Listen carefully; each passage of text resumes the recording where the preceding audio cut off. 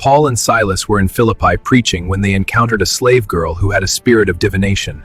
They were dragged to city authorities after casting out the evil, accusing them of causing trouble and promoting unlawful customs. They were beaten with rods, stripped, thrown into prison, and their feet fastened in stocks. At midnight they prayed and sang hymns to God. Suddenly an earthquake shook the prison, opening doors and loosening everyone's chains. The jailer, thinking the prisoners had escaped, was about to kill himself, but Paul stopped him.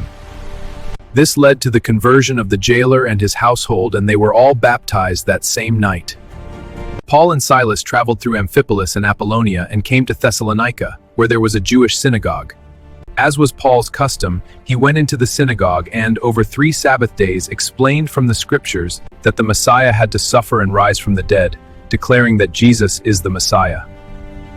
Some Jews believed along with many Greeks and some women, but some jealous Jews stirred up trouble by forming a mob.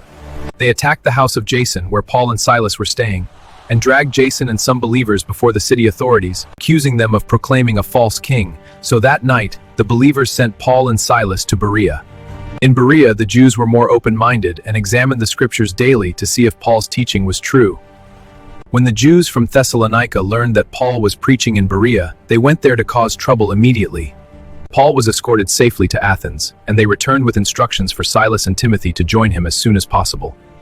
Paul, Silas, and Timothy greeted the church in Thessalonica, giving thanks to God for them and assured them of his continuous prayers. He spoke about their faithful work that came from faith in God and loving deeds that came from love for others, and their enduring hope in Jesus Christ, which helped them remain strong. He spoke of God's love, and the gospel came to them in words and with the power of the Holy Spirit. He emphasized that they've accepted the gospel even in suffering, thus making them examples to the believers. In Macedonia and Achaia, they turned away from idols to serve the living and true God and to wait for his Son from heaven. Paul reminded the believers that his visit wasn't in vain despite his suffering, and he was certain that God will deliver him from every opposition. He added that his teaching was true and clean, not to trick or please people but to please God, who knows the heart. He did not use enticing words, he wasn't greedy, and he did not look for praise from anyone. He cared for them like a loving mother, sharing the good news. He worked day and night so he wouldn't be a burden to them while preaching. He also guided them like a father, encouraging and comforting them. In conclusion, his actions, his words, and his heart were clean, so the believers could trust both his teaching and his example. His honesty, which made him truthful and fair. His life matched the message he preached.